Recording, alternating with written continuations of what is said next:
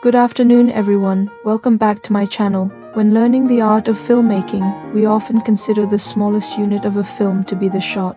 However, within editing, each shot is built from an even smaller unit, the frame.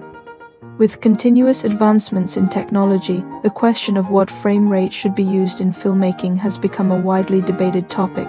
In today's video, I'll delve into how frame rates impact visual effects in cinema and explore the use of slow motion and fast motion techniques in cinematography. Let's get started.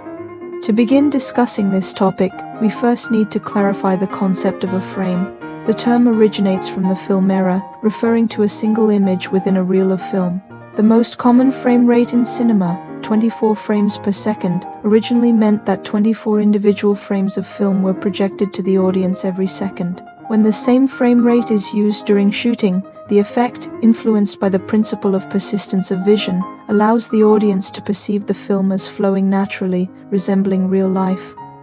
In the early days of cinema, the cost of film stock largely determined the upper limit of frame rates, which is why many films were shot at 16 frames per second. Later, the introduction of 24 FPS cameras and the need for synchronized sound and image gradually established 24 frames per second as the standard. Today, the vast majority of films still adhere to this frame rate.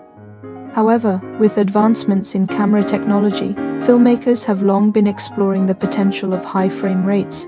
For example, the fantasy epic The Hobbit was shot at 48 frames per second to reduce motion blur and alleviate the visual strain often associated with watching 3D films. Similarly, Ang Lee's Gemini Man pushed the boundaries further by using a frame rate of 120 frames per second.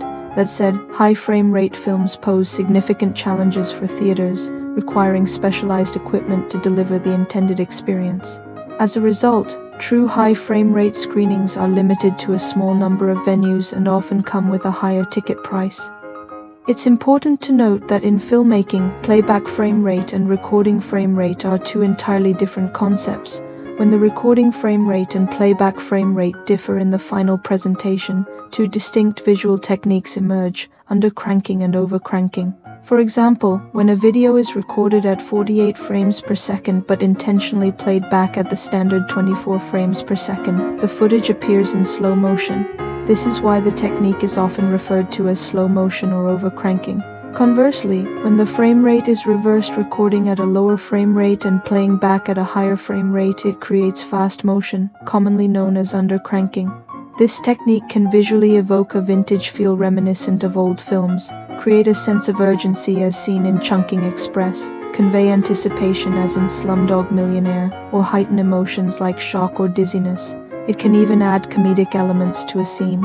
If you're aiming to replicate Wong Kar-wai's style, you'll need to further reduce the shutter speed to achieve a motion blur effect, then apply frame skipping in post-production. This process, often referred to as frame duplication, involves repeating frames to maintain the playback frame rate while preserving the impression of time passing naturally within the scene. As the opposite concept, overcranking can capture subtle moments, often used in films to emphasize a particular action. It can make action scenes appear more spectacular or add a comedic touch. Another common application of overcranking is in post-production speed ramping, where the footage is adjusted to create varying speeds. This technique, especially in fight scenes, effectively enhances the protagonist's strength and makes battle sequences more impactful and intense. As you can see, having a clear understanding of frame rate and utilizing overcranking and undercranking techniques in both shooting and editing can significantly enhance the fun and dramatic tension of a film, creating a unique visual depth. That concludes today's analysis. I hope you have a wonderful day.